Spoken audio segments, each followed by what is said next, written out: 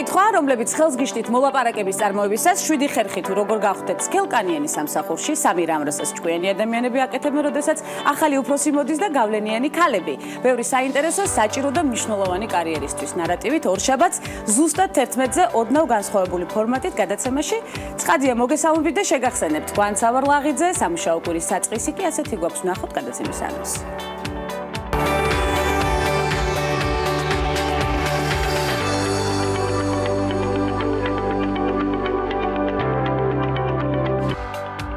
Women's ივლისის ნომრის მიმოხილვა. საინტერესო რჩევები, დამწყები და შემდგარი ინვესტორი ქალებისთვის, რეიტინგები, სიახლეები და ექსკლუზიური ინტერვიუები ნარატივით. ანა ერისთავი, Forbes Women's რედაქტორი, ქეთი ბოჭორიშვილი, ანაკლია სითის აღმასრულებელი დირექტორი და თეონა ბაღდავაძე, Key Communications-ის დამფუძნებელი ორშაბათის განსხვავებული ფორმატის გადაცემაში. ქალების ნარატივში პირველად თანაწამყვანთან ერთად. გადაცემის ავტორი გიორგი ისაკაძე და წამყვანი გვანცა ლაღიძე უცვლელ დროს TV პირველის ეთერში. გემოვნებიანი ნარატივით.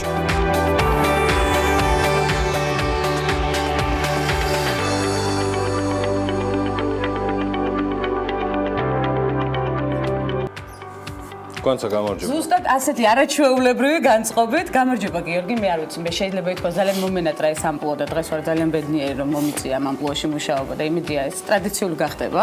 ყოველ შემთხვევაში ხანდახან მაინც 3 საათიანი ეთერის შემდეგ მესმის ძალიან რთულია. მე-4 საათის გაგრძელება, მაგრამ ქალების ნარატივში იმდენად დადებითი და კარგი აურა, მე ვფიქრობ რომ კარგად უნდა იცნოთ თავი, ბატონო გიორგი. მოვილაპარაკოთ ამ თემაზე გადაცემის ბოლოს, მანამდე კი ჩემთვის პატივია აც უკვე შენს ეთერში თანაწამყვანის რანგში ყოფნა. გულწრფელად ხარობ იმ ინტერესით და რეიტინგით, პოპულარობით და გავლენით, რაც ქალების ნარატივმა მოიპოვა. მესმის ფორმატით, რეჟისურად, სუპერგუნდით, რეპორტაჟებით, თუმცა არ გიმალავთ პროექტის წარმატებულობამ ყოველგვარ მოლოდინის გადააჭარბა, ამიტომაც მოკლედ მე შენ გილოცავ. უღრმესი მადლობა, ეს ჩვენი არაჩვეულებრივი გუნდის დამსახურებაა ცხადია გიორგი, პროდიუსერების და რეპორტიორების, ტექნიკოსების და ოპერატორების, რომლებსაც მოვიკითხავ. დიდი სიყვარულით, რომლებმაც ეს პროექტი პირადად ჩემთვის განსაკუთრებული გამოწვევიდან ყველაზე საინტერესო და ცხადია მიმზიდველ ყოველდღიურობა და აქციეს. მოკლედ მადლობა ყველას და მგონი დროა უკვე მთავარ თემაზე გადავიდეთ, ხო? გადავიდეთ მთავარ თემაზე. ნამდვილად დროა, რადგან არასდროს ყოფნის დრო, დღეს განსაკუთრებით ჩემი მიზეზით. თან ზაფხულის სატელევიზიო სეზონის ბოლო თვეც დაიწყო, წინ უამრავი ახალი გამოწვევა და პროექტია, ბიზნეს მედია საქართველოს ფართოვდება. არ გვაქვს არანაირად გაჩერების უფლება, ჩვენმა მაყურებელმა უწყის, რომ გარდა სატელევიზიო და რადიო პროექტებისა, ასევე საინფორმაციო სააგენტოებისა, ჩვენი ფონდის უშუალო ჩართულობით ფუნქციონირებს Forbes-ის საგამომცემლო სახლი საქართველოში და მიუხედავად იმისა, რომ სრულიად საპატიო მიზეზების გამო პირადად შენ ვერ მოახერხე გაძღოლოდი Forbes Women-ის ზაფხულის გამოცემის პრეზენტაციას, ცხადია აქაც ჩაგანაცვლე. ეს მოვლენა არ და ვერ დარჩებოდა ჩვენი საზოგადოების ყურადღების მიღმა. ძალიან დიდი მადლობა გიორგი აღნიშნვისთვის და ხაზგასმისთვის. ალბათ პირველი და უკანასკნელი შემთხვევა იყო, მე ამის დიდი იმედი მაქვს, რომ გამოვაკლდი Forbes-ის არაჩვეულებრივ და როგორც ყოველთვის გემოვნებიან ღონისძიებას, ეს ნამდვილად ასეა. ვიცი რომ დამსწრე რჩეული საზოგადოებაც კმაყოფილი დარჩა, სხვათა შორის ისიც ვიცი რომ ყველაფერმა უმაღლეს დონეზე ჩაიარა და რაც მთავარია, მოვასწარი გადამეხედა გამოცემისთვის და ზაფხულის Forbes Women-ით საუცხოო გამოვიდა. მოდი, არ გადავდოთ და ტრადიციულად მარიამ ადამიანს მოусმინოთ, რომელიც ყოველთვის მსუყეთ ფლობს Forbes-ის შესახებ ინფორმაციას თავად რედაქტორების შემდეგ. ცხადია? გამარჯობა მარიამ და გითხარი რით არის გამორჩეული და საინტერესო ივლისის Forbes Women-ის გამოცემა. მოგესალმებით. ეკოლოგიურად სუფთა, ეკონომიკურად მიმზიდველი, დახვეწილი ინფრასტრუქტურა, ხელსაყრელი საცხოვრებელი, თანამედროვე ბიზნეს გარემო, საუკეთესო მდებარეობა და ინდუსტრიული პარკი. ბოლო დროს გავრცელებული ინფორმაციის თანახმად სწორედ ასეთი იქნება ანაკლია, ანუ მომავლის ქალაქი, რომლის ხელმძღვანელიც საქართველოს ეკონომიკისა და მდგრადი განვითარების მინისტრის ყოფილი მოადგილე ქეთევან ბოჭორიშვილია, რომელმაც გამოცემა Forbes Women-ს ექსკლუზიური ინტერვიუ მისცა და სადაც ისაუბრა მის სამომავლო გეგმებსა და ქალის როლზე დღევანდელ საქართველოში და ასევე თანამედროვე სამყაროშიც. რიგით მეორე cover story კი თეონა ბაღდავაძეს დაეთმო პიარი მაღალ ქუსრებზე და გზა ჟურნალისტობიდან საზოგადოებასთან ურთიერთობამდე. მუდმივი მოძრაობა, კომფორტის ზონის დატოვება და ახალი თავგადასავლების ძიება. თეონა ბაღდავაძის მოწოდება და მისი ცხოვრების ყოველდღიური სტილია. მეტი დეტალი კი ტრადიციულად Forbes Women-ის ახალ ნომერში შეგიძლიათ. მარიამ, დავამატებ რომ ნომერში გარდა გარდა ქართველი წარმატებული ქალბატონების ასევე განხილულია მსოფლიო მაგალითებით და მიმდინარე წლის ამერიკის უმდიდრესი self-made ქალბატონებიც. გეთანხმები, რომელშიც გვანცა ის 60 ქალი დასახელდა, რომელთა საერთო წმინდა კაპიტალი 61.5 მილიარდს შეადგენს, საკუთარი ძალებით მოიხვეჭა დიდძალი ქონება და გამოგონებისა და ინოვაციების წყალობით შეუდარებელ წარმატებასაც მიაღწია. ასევე საინტერესო სტატია მიეძღვნა ანტრეპრენიორების მიერ შექმნილ ტურისტულ კომპანიას, რომელიც ამბობენ, რომ სამსახურის შესვლაში დაგეხმარებათ. კომპანია Trip for Real მიზნად ისახავს ადგილობრივებისა და ტურისტების დაკავშირებასა და ამ გზით მიკროწარმოების ხელშეწყობას. Forbes Women-ის გვერდებიდან ასევე შეიტყობთ, რომ წარმატების ისტორიის შექმნა შესაძლებელია ინტერნეტ ვარჯიშებით. ან თუნდაც YouTube-ზე განთავსებული სილამაზის გაკვეთილებითაც. კაილა იცინესი არის გოგონა, რომლის თითოეული ვარჯიშის შესახებ პოსტი Instagram-ზე 25,000 ამერიკულ დოლარად არის შეფასებული, ხოლო ზოლო ზოისაკის საკუთარი საძინებლიდან მოუწყებლობს კოსმეტიკისა და სილამაზის შესახებ. ჯამში კი არც მეტი არც ნაკლები 11 მილიონი მიმდევარი ყავს და მათი რიცხვი მუდმივად და ყოველდღიურად იზრდება. მარიამ, რაც შეეხება Forbes Women-ის ტრადიციულ რუბრიკას ტურიზმის შესახებ, მე ვიცი, შენი დამოკიდებულება ტურიზმის მიმართ, ამის დასტურია სხვა არხების დამოკიდებულება შენი პერსონის მიმართ, ესეც ტირაჟირებულია.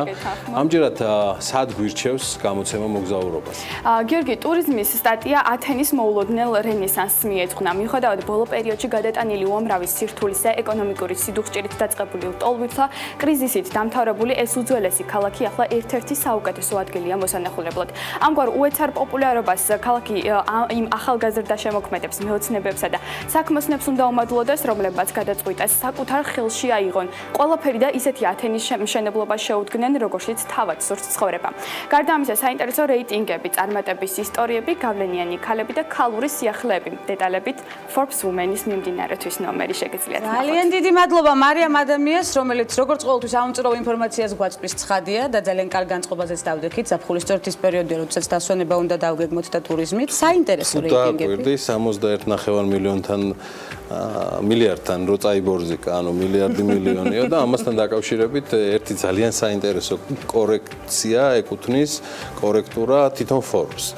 მოკლედ ერთ-ერთ გამოცემაში არ მახსოვს ვისთან მიმართებაში Forbes შეეშალა და მეორე შემდეგ გამოცემა შეაქვეყნებს უკაცრავად ამა და ამ ანტრეპრენიორთან დაკავშირებით ჩვენ გვეწერა 47.5 მილიონი. ჩვენ გვაპატიეთ 47.5 მილიარდზე იყო.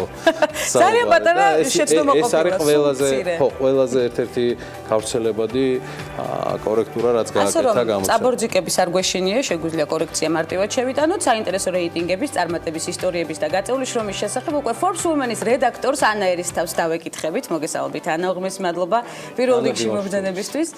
ჩვენ გქონდა უკვე საუბრის ბედნიერება ქალების ნარატივის სერიალში და ძალიან მახსოვს კარგი დიალოგი გამოგვივიდა. შემდეგი ნომერი უკვე აქ არის და ჟურნალს როდესაც ვეცნობოდი, როგორც უკვე აღნიშნე, ერთი საინტერესო სტატია აღმოვაჩინე, არაერთი, თუმცა ერთ-ერთზე გავამახვილებ პირველ რიგში ყურადღებას. 7 ხერხი, როგორ გავხდეთ სქელკანიანი სამსახურში. რამდენიმე ხერხი ჩამოვთვალოთ. ეს განსაჭირდება. ეცი რა ვიცოდი რომ კომენტარს გააკეთე. სტატიას ქვია 7 ხერხი და რეალურად არის 7 რჩევა მოცემული ამ სტატიაში, თუმცა ესე მთლიანობაში რომ შევხედოთ, ალბათ ერთი რჩევა არის, რომელიც არის ყველაზე მნიშვნელოვანი და რომელსაც ძირითადად ვიყენებთ კი ყოველდღიურობაში. ეს არის შენი საკუთარი ემოციური ინტელექტი, რომელიც უნდა შეძლო და რაღაცნაირად მართო. და ალბათ მეორე რაც ამას მოსდევს არის ის, რომ უფროსის წინაშე თავი არ უნდა იმართო. ანუ საკუთარ საქციელზე. ხო, არ ვიცი დღეს როგორ უნდა მოვიქცე მთელი გადაცემის განმავლობაში. ამაზეც ალბათ რჩევებს მივიღებთ. როგორც ყოველთვის მიყევი. 5 შეკითხვა სხვა შორის, რომლებიც ხელს გიშლით მოლაპარაკებების დროს, ესეც ერთ-ერთი ძალიან საინტერესო სტატია Forbes Women-ში. თქვენ რა გიშლით ხელს მოლაპარაკების დროს პირადად? ეცი რა ისევ და ისევ, აი დღეს პრინციპში თუ გადახედავთ ჩვენ კარიერის თემებს ზოგადად, ხშირად ვაკეთებთ ხოლმე სტატიას იმის შესახებ, რამდენად მნიშვნელოვანია ეს ემოციური ანუ არსებობს IQ და დღეს უკვე ძალიან პოპულარული გახდა იგივე სამსახურში აყვანის წინ გიკეთებენ ამერიკაში, ევროპაში, ალბათ ჩვენთანაც ტესტს, რომელსაც ქვია EQ, ანუ emotional intelligence. რაც რეალურად ყველანაირ ინფორმაციას აძლევს ადამიანს თქვენი ემოციური მდგრადობის შესახებ. როგორ შეგიძლია გაუმკლავდეს სტრესს, როგორ იქცევი, თქვა რაღაცა რთულ სიტუაციაში და ასე შემდეგ. იგივე თემა არის პრინციპში ლეიტმოტივი, როდესაც მოდის ახალი უფროსი, რომ არ უნდა ჩავარდე პანიკაში. ცხადია. ანუ შეიძლება ამ ყველაფერს ძალიან საღად სახე გონებით. ბუნებრივია, ყველაფერი კონტროლს ექვემდებარება, განსაკუთრებით სამსახურში უნდა იყოს მკაცრად შემოფარგლული სხვადასხვა ღობეებით და ბარიერებით, რომელიც გადალახვა სიამოვნებას განიჭას და ამავდროულად ეს ემოციური სისწორე და ბალანსი აუცილებლად უნდა იყოს შენარჩუნებული. ბატონი გიორგი მეთანხმება მე როგორც მეც რომ თუ ვინმე იცავს ამ ბალანსს, Forbes Women-ის თავარი რედაქტორია და ჩემთვის პატივია ამასთან პარტნიორობა. ბოლო-ბოლო რაზე გავედით, გულისხმობ თვითონ Forbes Women-ზე. ჩემი და შენი მთავარი საზრუნი ბოლო წელიწადნახევარია დაახლოებით არის ფორმა, სქესი ამ ჟურნალის პერიოდიკა. ჩვენ ეხლაც ვეწვალებით ორთავე ამ თემას, მაგრამ Women-ი ახერხებს ანა გამოსვლას და ამაში ძალიან დიდი დამსახურება არის შენი გუნდის. ჩვენ ცხადია, სხვა ტიპის ბექს ვაკეთებთ, როგორც საგანმომცემლო სახილი, მაგრამ ჟურნალი ნელ-ნელა მკვიდრდება.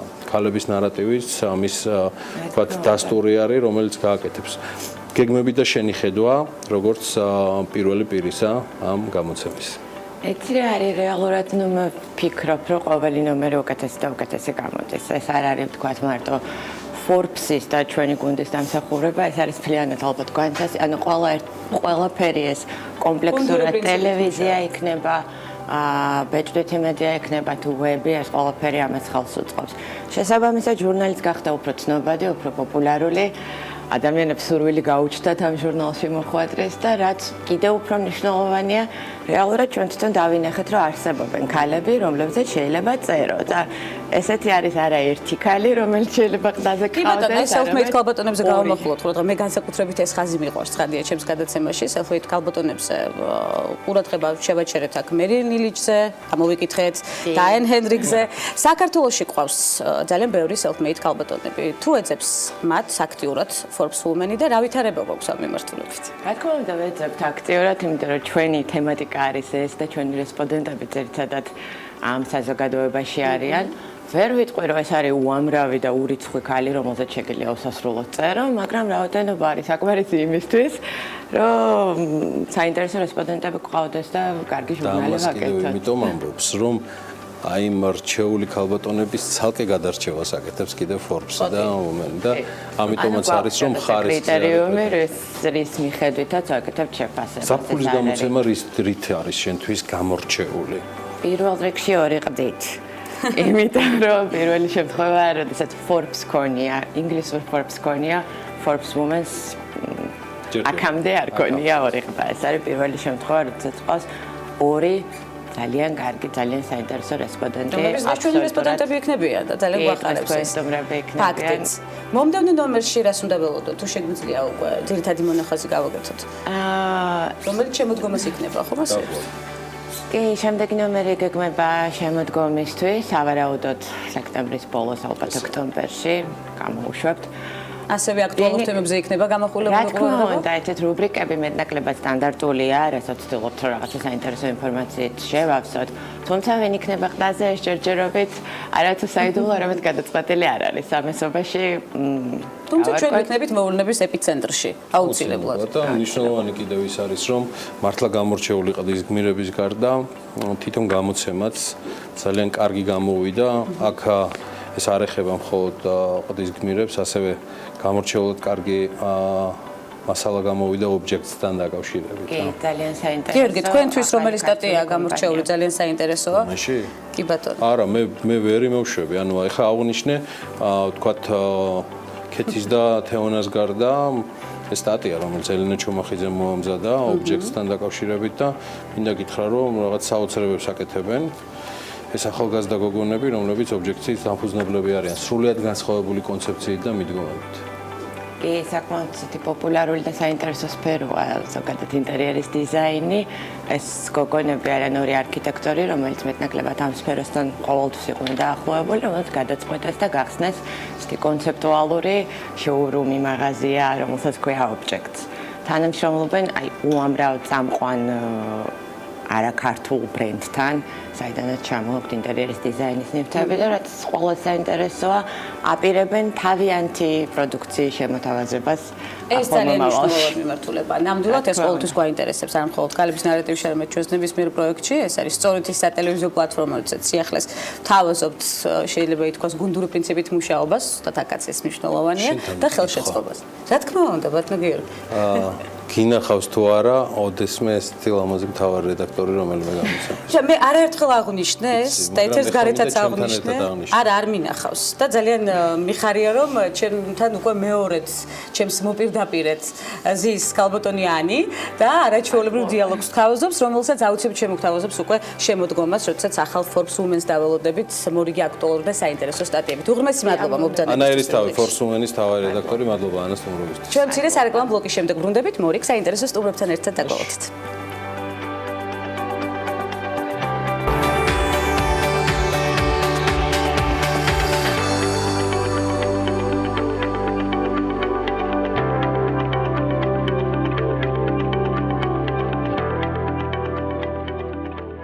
ქალის როლი თანამედროვე სამყაროში, ეკონომიკის სამინისტროში და ახალი ქალაქის შენებისას.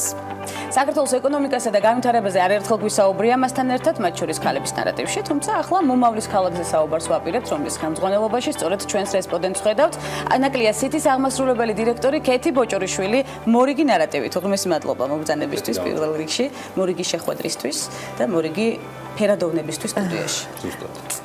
დილამდებისა გამოიყურება როგორც ყოველთვის. დიდი მადლობა, როგორც ყოველთვის, კარგია ორშაბათი დღის დაწყება თქვენთან ერთად. უღრმესი მადლობა. მე მიხარია და მინდა აღნიშნო, ძალიან გაუმართლა ქართულ კერძო სექტორს, ქეთის დონის და კალიბრის მოთამაშე, ორჯერ მეტად გაუმართლა ანაკლია სიტის, რომ მას ესეთი ტოპ მენეჯერი ყავს, ესეთი თვისებებით და უნარებით, თუმცა მნიშვნელოვანია, რომ მთელ თავის ფერველში ქეთი ყოველთვის აღნიშნავდა იმ 7 თუ 8 წლის განმავლობაში, თუ არ ვშტები ქეთი, რაც გაატარა ეკონომიკის სამინისტროში. რა იყო შენთვის ძალიან მოკლედ 7-8 წელი, იმიტომ რომ ბოლოს როცა ქალების ნარატივს სტუმრობდი გვანცასთან, ჩემს გარეშე მე მხოლოდ წამი ჩემოვიარე. ეს იყო ძალიან სულყეთ და ემოციურად ჩვენთვის. გაბარიტულად. ეს მაინც იყო სხვა ტიპის გამოწვევა შენთვის. მე ვიცი, გიცნობ ბევრი წელიწადია და ვიცი რომ გამოწვევებს არ უშინდები, მაგრამ შეიძლება თუ არა ძალიან მოკლედ ამ ეთერში ამ 7 წლის შეფასება. ალბათ გამიჭირდება მოკლედ, მაგრამ მაინც ვიტყვი რამოდენიმე სიტყვით, რა თქმა უნდა, ჩემთვის ეს 7 წელი იყო ძალიან მნიშვნელოვანი და ძალიან rewarding დაფასებული ჩემთვის ამ კუთხით. ყოველთვის აღნიშნავდი ყველა იმ და თითოეულ იმ პროექტს, რომელზეც მუშაობდი და ყველა იმ მიმართულებაზე, რომელზეც მუშაობდი, რომელიც იყო დაწყებული ინვესტიციების მოზიდვით, შემდეგ უკვე მეწარმეობის ხელშეწყობით, აწარმოე საქართველოსი გადაიგეთი თუ სხვა მრავალი მიმართულებებით.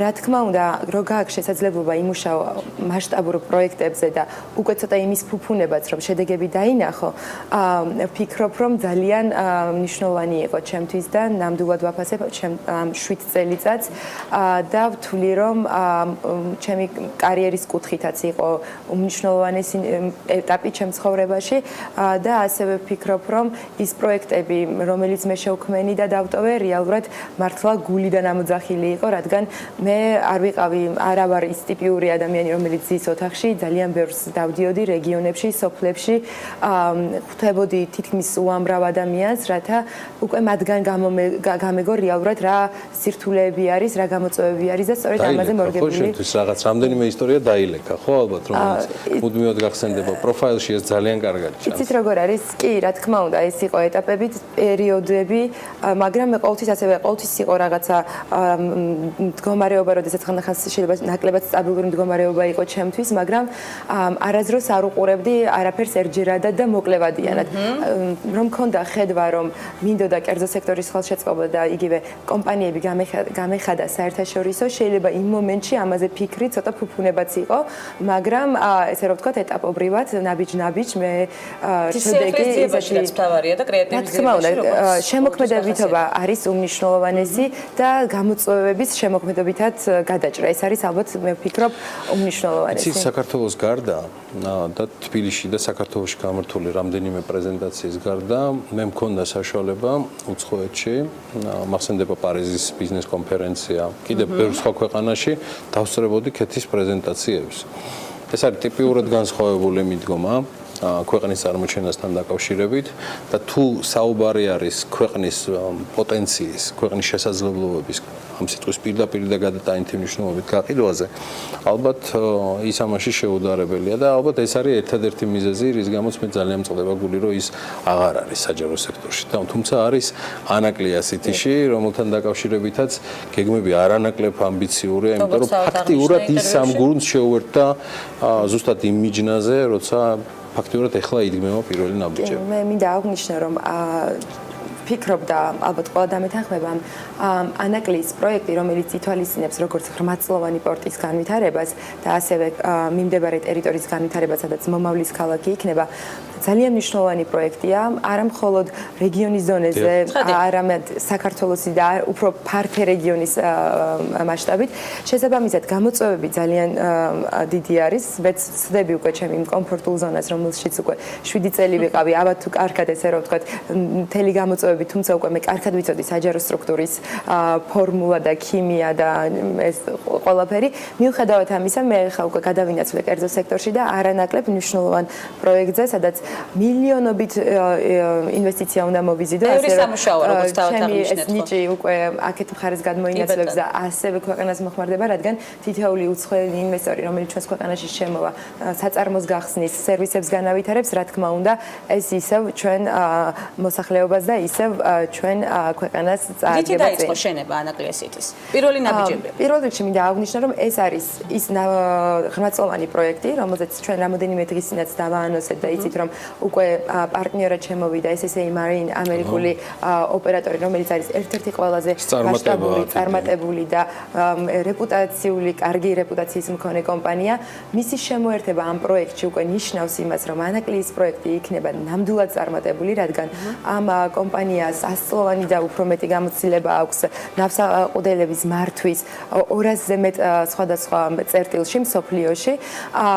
რა თქმა უნდა, როდესაც პორტი ვითარდება, შესაბამისად მიმდებარე ტერიტორიაც ვითარდება, იქ მოეწყობა ინდუსტრიული ზონები, მოეწყობა სასაწყობე მეურნეობები, ლოჯისტიკური ცენტრები, თუმცა ეს ადგილი ძალიან ლამაზი და კარგია რეკრეაციისათვის და ტურიზმის მიმართულებისას. შესაბამისად, უკვე როდესაც იქმნება ახალი სამუშაო ადგილები, უკვე საცხოვრებელის მოთხოვნაც ვითარდება. ანუ ეს კომპონენტები რომ შევაერთოთ და კარგად დავგეგმოთ და კიდევ უფრო სტიმული და ხედვა ჩავდოთ, რა თქმა უნდა, უკვე ყველა იმ კომპონენტებისგან შედგება, რომელზეც თავისუფლად შეგვიძლია ვთქვათ, რომ ეს იქნება ქალაქი. სამუშაო ნამდვილად ბევრია, ძალიან ბევრი სამუშაო გველის ცხადია. თქვით, რომ ბოლო 7 წლის განმავლობაში თითზე ჩამოსათვლილი დღეები გაქვთ.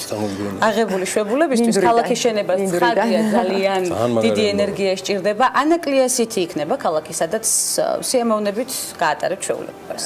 კი, მე ვთვლი, რომ ეს იქნება ისეთი ქალაქი, რომელიც აბსოლუტურად ასახავს ყველა იმ მოთხოვნილებას, რომელიც დღეს არის საზოგადოებაში, ასევე იმ ტენდენციებს, რომლებზეც უკვე ცნობილი ურბანისტები და ეკონომისტები აქტიურად საუბრობენ.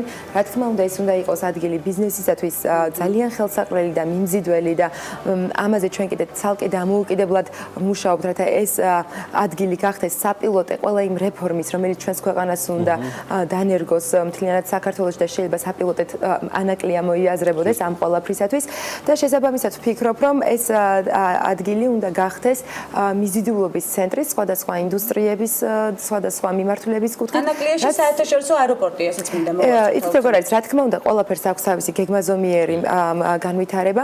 მინდა აღვნიშნო, რომ ჩვენ შესწავლის პროცესში ვართ და კარგი სწორი ხედვა უნდა დაიდოს პირველ რიგში, თუ რა ხედვა გაქვს 10 წლის თავზე, 20 წლის თავზე, 30 წლის თავზე, ასევე სწორი ანალიზი გაკეთდება აეროპორტებზე და იმ დამატებით ინფრასტრუქტურაზე, რომელიც საჭიროებს ღრმაწლოვან პორტს და ქალაქის განვითარებას და რეალურად ეს ბიზნესს მიცემს ასევე მთლიანად საქართველოს ინფრასტრუქტურას სულ სხვა დონეზე ავიდეს და შესაბამისად, რა თქმა უნდა, თუ მოსაჭიროება დადგება და მოთხოვნილება იქნება, შეიძლება აშენდეს სრულიად ახალი აეროპორტი, ან თუნდაც მოხდეს ქუთაისის აეროპორტის კიდევ უფრო გაძლიერება და გაფართოება, რადგან ქუთაისის აეროპორტი სულ რაღაც 1 საათის სავალზეც არის და ეს ჩვეულებრივი მანძილი არის აეროპორტიდან მისასვლელ ადგილამდე. ასე რომ ჩვენ მაქსიმალურად გავაკეთებთ ისეთ სტრატეგიას, რომელიც იქნება მდგრადი, მაქსიმალური ესე რა ვთქვათ, სარგებელი მთელ საქართველოზე რო გადანაწილდეს და შესაბამისად მოხდეს სწრაფი და შესაძლებელია ჩვენ მომდევნო შეხვედრა უკვე ანაკლიის სიტიში იყოს. არ გამოურიცხავ. მე ვიცი მისი ტემპები და ვიცი მისი შემართება. კეთი, პრეზუმირებისთვის კითხვა. საჯარო სამსახურში ყოფნისას ძალიან ბევრ საერთაშორისო გამოცემასთან ჰქონდა ურთიერთობა, მათ შორის როგორც რესპონდენტსაც, როგორც ბექში მდგომ რესპონდენტსაც, მოდი ესე ვთქვათ, როცა თემა საქართველოს და მის საინვესტიციო კლიმატს, მიმზიდველობას ეხებოდა, რასაც გუნდთან ერთად ქმნიდით. რა შეგრძნება Forbes-ის ყდაზე ყოფნა, აი რა დაგიტოვა მთელმა ამ პროცესმა? როგორ მინდა მე შევიგრძნოდეს მეს? კი, პირველ რიგში მინდა აღნიშნო, რომ მთლიანად სამუშაო პროცესი იყო ძალიან სასიამოვნო, როგორც აღნიშნე გიორგი, არაერთ გამომცემლობასთან თუ ჟურნალისტთან მიმუშავია, მაგრამ გადაღებებიდან დაწყებული ინტერვიუს ჩაწერით იყო ნამდვილად ძალიან სასიამოვნო და რაც ასევე ძალიან მნიშვნელოვანი იყო, თუნდაც რაღაცა გიჟური იდეა რომ წავიდეთ საწარმოში ჩავწეროთ, პირიქით იყო ესე რა ვთქვათ მიღებული და დადასტურებული. კიდევ ერთი მინდა აღვნიშნო, რომ იცით რომ მე ჩემი Facebook-ის გვერდზე დავდე გარეყანი და ამან გამოიწვია რაღაცა ძალიან დიდი საერთაშორისო გამოხმაურება, იგივე შუა აღმოსავლეთიდან და კონკრეტულად ემირატებიდან არაერთი წერილი მომივიდა რომ ნახეს ეს ჟურნალი და თხოვდნენ ინგლისურ ენაზეც რომ იქნებ ინგლისურ ენაზე მიმეწოდებინა უკვე აქედან გამოდიან მე გიორგის თხოვე რომ ინგლისურენოვანი გამოცემა ხომ არ იქნებოდა და ესეც ალბათ Forbes Women-ის შეიძლება შემდეგი სადაც კულისებში ხა ანარისტი წაიქცა ხმა არა ვფიქრობ რომ იგივე ჩვენი ქალბატონების პოპულარიზაცია და მათი წარმატების გაზიარება უკვე საერთაშორისო მასშტაბებზე ძალიან საინტერესო იქნება. წინვალე იყო არაჩვეულებრივ როგორც ყოველთვის. ძალიან დიდი მადლობა მობრძანებისთვის. ქეთი ბოჭორიშვილს აუცილებლად გავესაუბრებით კვლავ ცხადია იმ საინტერესო დიალოგი და იმ საინტერესო გეგმების განხორციელების პროცესში, რომელსაც ველით და ეს ძალიან მალე მოხდება. ამის იმედი მაქვს და დარწმუნებული ვარ ფაქტობრივად თქვენი შემართების ფონზე. ასეთი იყო ქეთი ბოჭორიშვილთან არაჩვეულებრივი დიალოგი. ახლა გავიგოთ უკვე სხვა მნიშვნელოვანი თემებიც, როგორც უკვე არაერთგზის აღნიშნე თბილისში Forbes Women-ის ქართული გამოცემის ივლისის ნომრის პრეზენტაცია გაიმართა. სწორედ ამაზე ვსაუბრობთ ახლა ბოლო ნომერში, რომელსაც განსხვავებული ორყდიანი ფორმატი აქვს, ხედავთ საქმე ქალბატონებს, ქეთევან ბოჭორიშვილს, ჩვენს დღევანდელ რესპონდენტს და თეონე ბაღდავაძეს ასევე, რომელიც უცოტა ხანს შემოგვიერთდება. მათთან ერთად ივლისის ნომრის გამოცემა დაინტერესებულ პირებს მრავალ სიახლეს თავაზობს. დეტალები ვნახოთ ანუკა ჭოხაძის სიუჟეტში.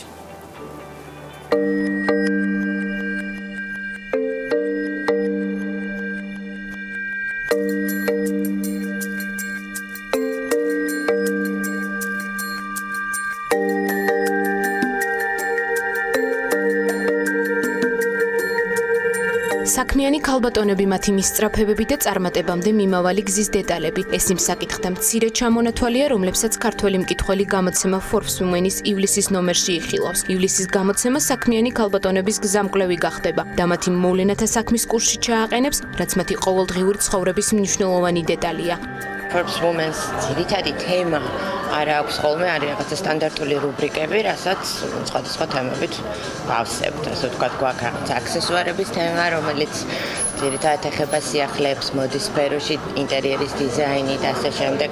ამჯერად გვყავს ქართული დიზაინერული კომპანია ობჯექტი წარმოდგენილი ამ რუბრიკაში. გვაქვს მოგზაურობის რუბრიკა, რომელიც რაღაცა რჩევებს გადროთ საწახვიდეთ, როგორ დაისვენოთ, რა ნახოთ და ასე შემდეგ.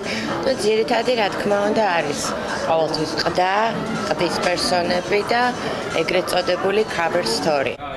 ამთვის გამოცემა მკითხველებს განახლებულ ფორმატს, კერძოდ ორყდიან ნომერს თავაზობს, რომელზეც ერთ-ერთ საპატიო ადგილს ანაკლიას სითის გენერალური დირექტორი ქეთევან ბოჭორიშვილი იკავებს. ქალი მომავლის ქალაქში. ესაა იმ სტატიის სათაური, სადაც საქმიანი ქალბატონი თავის გამოწვევებსა და მიღწევებზე ამახვილებს ყურადღებას. ამ ეტაპზე ჩემ ცხოვრებაში მოხდა ძალიან დიდი ცვლილებები. 7 წლიანი საჯარო გამოცდილების შემდეგ მე გადავედი კერძო სექტორში და შევერთდი კომპანია ანაკლია სითის როგორც აღმასრულებელ დირექტორად და ვფიქრობ, რომ ეს ჩემი ცხოვრების ახალი ეტაპი არის, ახალი გამოწვევა არის, რომელსაც ძალიან ოპტიმისტურად უყურებ და ვფიქრობ, რომ ჩემი 7 წლიანი გამოცდილება საჯარო სექტორში, რომელიც ეცნობოდა კერძო სექტორის განვითარებას, ინვესტიციების მოზიდვას, მცირე და საშუალო ბიზნესის განვითარებას, გენერალური გეგმების შემუშავებას დამეხმარება, რომ უკვე ანაკლიის ქალაქი წარმატებული პროექტი იყოს. ქეთევან ბოჭორიშვილთან ერთად Forbes Women-ის ივლისის ნომრის ერთ-ერთ მთავარ ყდაზე მრავალწლიანი გამოცდილებით თეონა ბაღდავაძეა წარმოდგენილი. როგორი უნდა იყოს პიარი high heels-ებზე, რა სირთულეებთან და მისწრაფებებთან არის დაკავშირებული აღნიშნული საქმიანობა, თეონა ბაღდავაძე დეტალებს Forbes Women-ის მკითხველს უმხელს. ზოგადად ვთქვი, რომ საკმაოდ საინტერესო ნომერია, იმიტომ რომ გარდა ქავერის ისტორიების ნებისა, რომელიც შეიძლება საინტერესო იყოს მკითხველისთვის, წაიკითხავთ ძალიან ბევრ გამორჩეული და განსხვავებული ქალების ისტორიას, რაც კიდევ ერთხელ ცხადყოფს, რომ წარმატებისკენ მიმავალი გზა არ არის ერთგვაროვანი. ყველა ადამიანი სხვადასხვანაირად აფასებს, სხვადასხვანაირად უყურებს და სხვადასხვა გზით მიდის წარმატებისკენ. მთავარია, რომ გქონდეს სურვილი მიაღწიოს შედეგს და ეს ყველაფერი იყოს აბსოლუტურად გამჭვირვალე და რაც ყველაზე მნიშვნელოვანია, შეძლო შენ საკუთარ თავში მოძებნო ძალები, რომ ნებისმიერი სირთულე გადალახო. Forbes Women-ი განვითარებას განაგრძობს, იგეგმება მრავალი სიახლე, რაც პირველ რიგში ხელს შეუწყობს იმ საქმიანი ქალბატონების გამოვლენას, რომლებმაც გაიარეს წარმატებამდე სირთულეებით დატვირთული გზა. სწორედ ეს გზა გახდა წინაპირობა იმ წარმატებული საქმიანობისა, რომელსაც დღეს ისინი სათავეში უდგანან. პიარი მაღალ ქუსლებზე, მუდმივი მოძრაობა, კომფორტის ზონის დატოვება და ახალი თავგადასავლების ძიება. ეს თეონა ბაღდავაძის მოწოდება და ცხოვრების სტილია, კი communications-ის დამფუძნებელი და Forbes Women-ის კიდევ ერთი მოქმედი პერსონაჟის მორიგი ნარატივი გადაცემაში მივესალმებით თეონა, უღრმესი მადლობა მას მობრძანებისთვის. გამარჯობა, მოგესალმებით. მორიგი საინტერესო დიალოგი გველის. ქალი, რომელიც არასდროს ჩერდება და ყოველთვის სიახლის ძიებაშია და ყოველთვის კრეატივის ძიებაშია. თეონა ყავდა ეთერში. რა თქმა უნდა, მე თეონა ერთ-ერთი პირველ რიგში. ხო? ცხადია, გამორიცხულია რომ იყოს თეონა. აი ყოველთვის მინდოდა დამესვა ეს კითხვა, მაგრამ რატომღაც ამდენი დიალოგის ფონზე მაინც არ მოხერხდა ის რომ დამესვა. რატომ არასდროს გიმუშავია პოლიტიკურ პიარზე? სხვათა შორის ამაზე ძალიან ესე ვთქვათ, ჩემეული პასუხი მაქვს.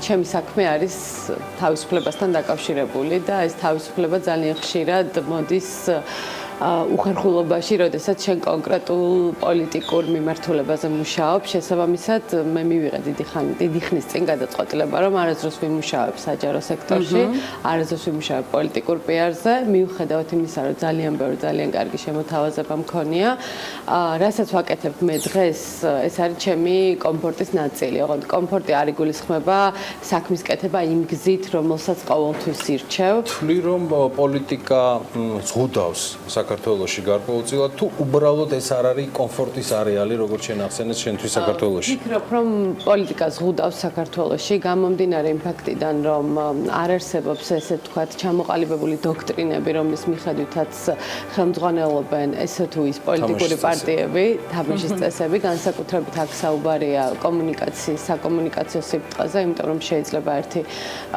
წუთას მემარჯვენე პოლიტიკის მიმდევარ პარტიას მოუწიოს მემარცხენე განცხადებების გაკეთება, ასევე პირიქით შესაბამისად შეუნდა იყო მზად იმისთვის, რომ არა შექმნა, არამედ ეცადო, რომ ყველაფერი ფორმაში მოიყვანო და არ მიყვარს ეს რაღაცების კეთება, რისიც არ მჯერა შინაგანად და ესეც არის ერთ-ერთი მიზეზი. ნერვები უნდა კონდეს 700 სიმარკის ბეტონით, რომ როგორც თავიდან აღნიშნეთ, ანასტანია. ნერვები ჩემს საქმესაც ბევრი ჭირდება. ნერვები ყველა მიმართულებას ჭირდება. გეტყვით, არაერთ კომპანიას უკავშირდება თქვენი სახელი და არაერთხელ გავგიხილავს თითოეული კომპანია, სადაც ძირითადად საზოგადოებასთან ურთიერთობის ხელმძღვანელი იყავით. დღეს კი საზოგადოებასთან ურთიერთობის დაახლოებით 600-მდე თუ მეტი განმარტებაა. თეონა ბაღდავაძეს თუ აქვს საკუთარი განმარტება?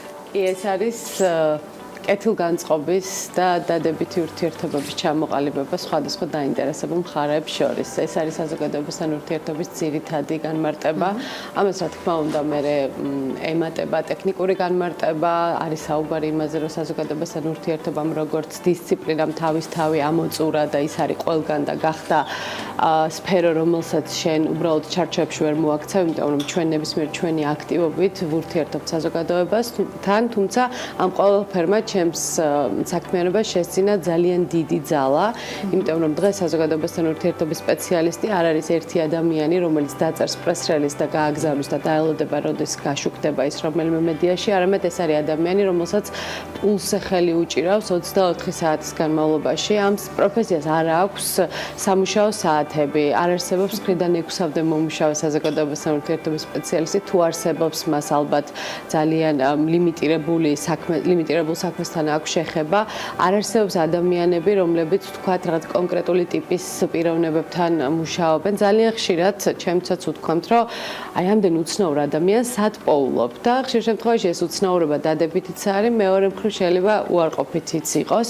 ვამბობ, რომ ეს არის ჩემი საქმის ნაწილი. ზუსტად ეს არის, რაც უნდა აკეთოს საზოგადოებასთან ურთიერთობის მენეჯერმა, იცოდეს სხვადასხვა ტიპის ადამიანებს, სხვადასხვა ტიპის ინტერესები, როგორ გადაკვეთოს მისი კომპანიის ამ პროექტ პროექტის სასიკეთოდ. ამიტომ ვთვლი, რომ ეს არის ყველაზე მნიშვნელოვანი ერთმანეთთან დაკავშირება ადამიანების და კეთილგანწყობის მოპოვება. ამ სფეროს ძალიან დიდი ისტორია არ აქვს, მაგრამ აქვს ძალიან დიდი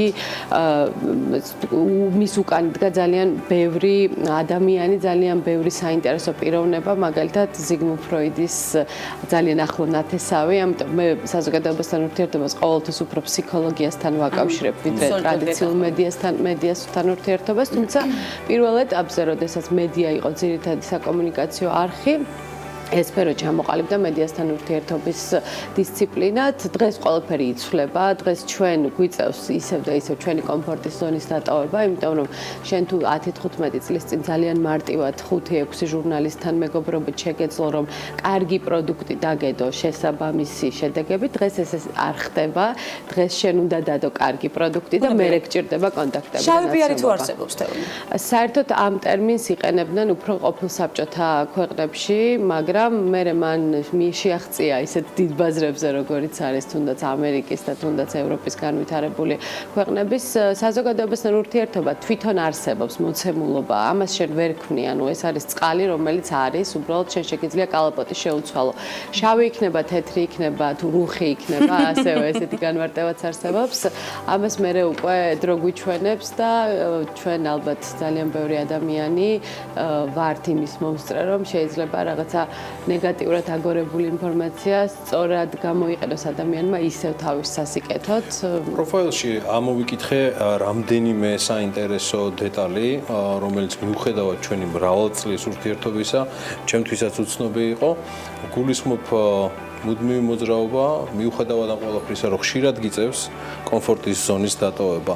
იმედგაცრუება საქმეში, რამდენად ყოფილა მიზეზი, აი ამ კომფორტის ზონის დატოვების და რამდენად მზად იყავი, ეგ იყო მიზეზი, რის გამოც აღნიშნავდი მაღალი ხარისხის და მარკის ცემენტზე რო არ დამამთავრებინ ენერგიასთან დაკავშირებით.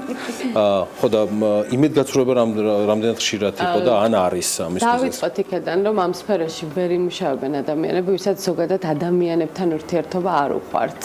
ეს არის ძალიან ჩვეულებრივი ძირითადი პოსტულატი ჩვენი საქმის. შესაბამისად, ამ ადამიანებთან ურთიერთობის გადაჭარბებულ სიყვარულს, რა თქმა უნდა, მოაქვს იმედგაცრუება. ძალიან მარტივია შენ რაღაცა შეიზღუდო შენი თავი, დააწესო შენი წესები, ითამაშო მხოლოდ შენი წესებით და მაგ შემთხვევაში იცი რა იმედგაცრუებაც ნაკლები იქნება, მაგრამ ზოგჯერ ხდება, რომ რაღაც ადამიანებს ენდობი იმ შემთხვევაში, როდესაც თქვათ ეს არ იყო მარტივი, ანუ არ იყო თქვათ აუცილებელი და შეიძლებოდა სხვა ტიპის, სხვა პროფესიის ადამიანებისთვის ეს ცოტა უცნაური იყოს. თუმცა, ჩემი სფეროს ძირითადი მაჩვენებელი არის, რომ ადამიანებმა იფიქრონ არა მხოლოდ ტვინით, არამედ გულით. არ არსებობს არც ერთი წარმატებული PR კამპანია, რომლის თქვათ რომელიმე ან შედეგი, ან თქვათ რაღაც პროცესის დროს შენ არ დაგბურწკლავს და არ იტყვი რა მაგარია. მაგ შემთხვევაში გიწევს ისეთ ადამიანთან ურთიერთობა, ვისაც ამ ესე ვთქვათ დაბურძგლის მაღალი ხარისხის გამოწვევა შეუძლია. ფორბსთან მიმართებაში ყდაზე რო აღმოჩნდა. ეს კითხვა მინდა, როგორ მიყვარს ფერაცობას? პირველ რიგში ვიტყვი იმას, რომ როდესაც დამიკავშირდნენ თქვენი წარმომადგენლები, ჩემს ოფისში ვიჭექი და მაშინ მქონდა ეს შეგრძნება პირველად, იმიტომ რომ მივხვდი, რომ ეს არის რომელზეც ის რაზეც ალბათ არასდროს მიოცნებია, იმიტომ რომ Forbes-ი ყოველთვის ასოცირდება თქვათ რაღაც ფინანსურ წარმატებასთან, რაღაც ფინანსურ შესაძლებლობებთან. ჩემთვის ფინანსები მიუხედავად იმისა, რომ შეიძლება რაღაც ძალიან ისე ზედაპირულად ჟღერს, არასდროს არ არის წარმატების განსაზღვრელი კრიტერიუმი. ჩემთვის წარმატების განსაზღვრელი კრიტერიუმია თუ რამდენად იციან ადამიანებმა რას ვაკეთებ, როგორ ვაკეთებ და რამდენად ხედავენ ისინი ამ ყველაფერში ღირებულებას. ამიტომ Forbes-ის ყდა ჩემთვის იყო მიუწვდომელი ეტაპი და კარგა ხანი ვიფიქრე, დავთანხმდებოდი, არ დავთანხმებულიყავი, რადგან საზოგადოებასთან ურთიერთობის სფეროში ვარ და დიდ ყურადღებას ვაქცევ საზოგადოებრივ იმიჯს, იმ ადამიანების სიაც კი მქონდა თავში, ვინც იტყოდა, რომ აი, თეონა რატო არის Forbes-ის ყდაზე, მაგრამ ამ ერთი თვის განმავლობაში ჩემ ცხოვრებაში მოხდა ძალიან უცნაური მოვლენა. მე შემექმნა პრობლემა ზუსტად იქ, რის მოგვარებაზე სხვა კომპანიებს ვეხმარები, ეს არის კრიზისული კომუნიკაცია, ეს არის რეპუტაციის მართვა და მე ვფიქრობ, რომ უბრალოდ რაღაცა დრო ჭირდება კონკრეტული, იმიტომ რომ ამას თავისი კონკრეტული შედეგი აქვს თქვა რაღაც აუდიტის დასკვნა სასამართლო ასე შემდეგ. მე ვფიქრობ, რომ მე დღეს უფრო თამამად წარმოვადგენ ჩემს თავს Forbes-ის ყდაზე, ვიდრე ამას გავაკეთებდი თუნდაც ერთი თვის წინ, იმიტომ რომ მივხვდი, რომ მიუხედავად იმისა, რომ საზოგადოებრივი აზრი ძალიან მნიშვნელოვანია, შენ არასდროს არ უნდა მოექცე გავლენის ქვეშ, მხოლოდ იმიტომ, რომ საზოგადოებრივი აზრი ამას კარნახობს. ალბათ ამას ბევრი ადამიანი ხვდება ცხოვრების გარკვეულ ეტაპზე. მე საკმაოდ ადრე მომიწია, იმიტომ რომ გამომდინარე იქიდან რომ რაღაცა ჩემმა საკმა ესე მოიტანა, რომ დიდი ხანია ძალიან ამ სფეროში მუშაობ. მე მომიწია, ასე ვთქვათ, დაპირისპირება საზოგადოებრივ აზრთან, რომელიც აბსოლუტურად არ იყო რაღაც მომენტში ჩემ ხარეს, მაგრამ ინტერესიც მაღალია. მაღალი ინტერესიდან გამომდინარე გადავწყვიტე, რომ ეს ყველაფერი ძალიან დაბალი ემოციით და მაღალი კონსტრუქციული ნაწილით მიმეღწია და არა ვთქვათ იმ ემოციური ნაწილით, რომელიც ახლავს ხოლმე ემოციურ მართვაზე ანაერისტებთან ერთად საუბრობთ. ნამდვილად, ეს ძალიან საინტერესო პასაჟი იყო და ძალიან საინტერესო სტატია Forbes-ში, იმიტომ რომ ამის გარეშე საკუთარი ემოციების ფლობის და მართვის გარეშე წარმოუდგენელია, რომ შენ სხვა ადამიანებს მიუთითო ან სხვა ადამიანებს უთხრა როგორ უნდა მოიქცნენ ან ურჩიო როგორ უნდა მოიქცნენ. კარგი, როდესაც პირადი წარმატების მართვაც შეგიძლია, ძალიან დიდი მადლობა მობრძანებისთვის და საინტერესო დიალოგისთვის. Forbes Women-ი წაიკითხეთ. ძალიან საინტერესოა თეონა ბაღდავაძის პროფაილი, ძალიან ბევრ ამას კიდევ ერთხელ ამბობ, ამოიკითხავთ იქ ისეც, რომელიც მეც კი არ ვიცოდი. სხვათა შორის თუ იცი რა არის კიდე განმასხვავებელი და მნიშვნელოვანი Forbes Women-ის ამ გამოცემისა და ამ ყდის ორი გმირისა, გულისხმობ თეონა ბაღდავაძის და კეთი ბოჭელის. არნახული მოცვა ქონდა სოციალურ ქსელში. შეიძლება ითქვას, რომ უკლებლივ ყველა რეკორდი მოიხსნა. ამიტომ მე მგონია, რომ ესეც არის კიდევ ერთი დასტური, რომ Forbes Women-ის ზაფხულის გამოცემა შედგა. და ბუნებრივია, უკვე ბოლოდინი გვაქვს მორიგი გამოცემისა, რომელიც უკვე აღნიშნეთ და იქნება შემოდგომას და ანიერსთავის დავით ახმეტ სტუმრობაზე. უღმესი მადლობა. თეონას მობრძანებისთვის, ასეთი იყო დღევანდელი ნარატივი. და მე პირობას გაძლევთ, რომ შემოდგომის Forbes Women-ის გამოცემას არ დაველოდებით. ჩვენი გადაწყვეტილება მარტივია, მე მინიმუმ თვეში ერთხელ ვიქნებ გონცესთან ერთად ამ ეთერში და შესაბამისად წაუძღვები ამ პროექტს, ამისეთ რომ ის უფრო და უფრო მეტად დაიხვეწოს, მიუხედავად იმისა, რომ მისი და მთელი ჩვენი შემოქმედებითი ჯგუფის, რომელიც ახლა საეთეროშია, განსაკუთრებით მადლობელი ვარ იმ მიღწევების გამო, რაც პროექტმა ბოლო 5 თვეში დადო. წარმატებები და მადლობა. მადლობა არაჩვეულებრივი პარტნიორობისთვის. ძალიან დიდი მადლობა გიორგი ისაკაძე. ხვდებით ერთმანეთს ხვალ ზუსტად 11-ზე, ცხადია ტელეპირული მე 8 საათზე გნახავთ საქმიანი დილა. შევაძლებთ. წვევით.